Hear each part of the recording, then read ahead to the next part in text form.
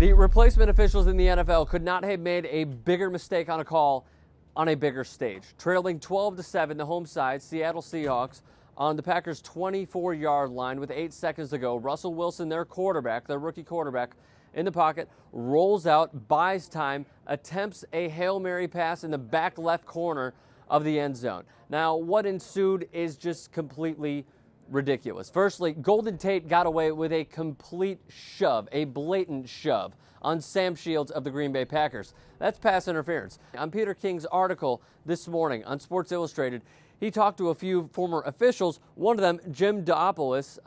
There's no way I'm pronouncing his name correctly, but his quote is absolutely spot on and interesting. He said, by pushing Shields out of the way, Tate had the ability to be in a better position to make the catch. They should have seen the obvious push. That's a call you have to make. The second part, who came down with this ball exactly?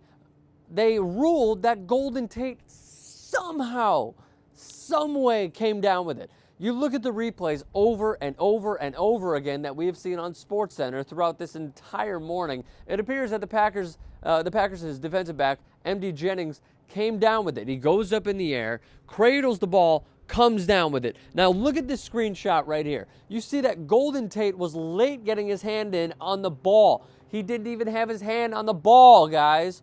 According to Rule 8, Section 1, Article 3, it is not a simultaneous catch if a player gains control first and an opponent subsequently gains joint control. Let me repeat that. It is not a simultaneous catch if a player gains control first, MD Jennings, and an opponent subsequently gains joint control, Golden Tate. Now, the refs made two crucial mistakes.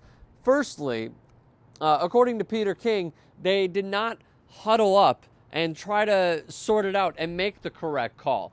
The positioning of the head judge was terrible. He didn't even run over to talk it out with the crew.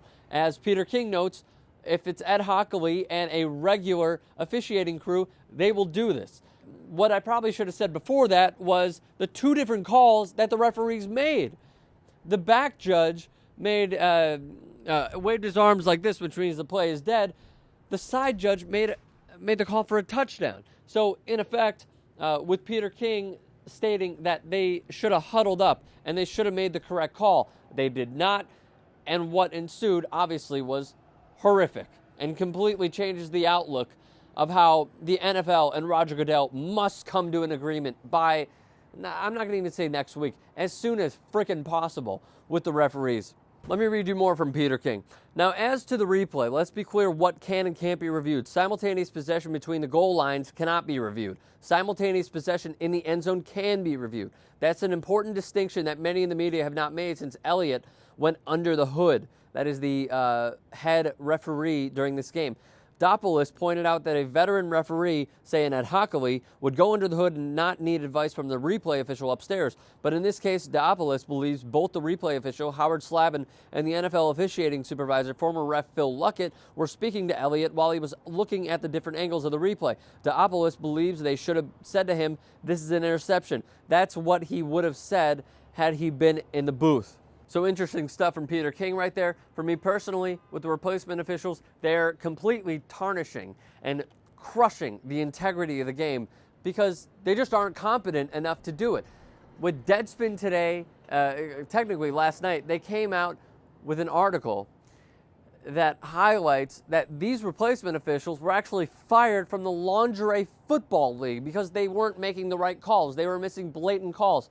And now, for some reason, they're officiating NFL games, Monday night games. Inexcusable how this happens. There's also some rumors, I don't know if they're true, that replacement officials were doing Division III football. That's true. But that they were also doing junior college football. Inexcusable for this to happen. The Packers, rightfully so, lit up Twitter last night, including TJ Lang, among many others. Here's a few of TJ Lang's tweets last night that we got screenshots of. Got fucked by the refs. Embarrassing. Thanks, NFL. And then he later tweeted, "Fuck it, NFL. Find me and use the money to pay the regular refs." Troy Aikman said, "These games are a joke." Tom Crabtree said, "Imagine you make a painting. It isn't perfect by others' standards, but it's your painting. You are proud. Then someone takes a shit on it." And then he also said, "13th man beat us tonight," as in the replacement refs. Josh Sitton, that was bullshit. This is getting ridiculous. The NFL needs to get the refs back before we strike and they make no money. The NFL needs to come to Green Bay and apologize to us for fucking us. These refs are bums. And then he also takes a shot at Golden Tate. Golden Tate is full of shit too, saying he clearly caught that as embarrassing. Fucking jokers. And then he tweets at Tate, admit you didn't catch the ball, you coward.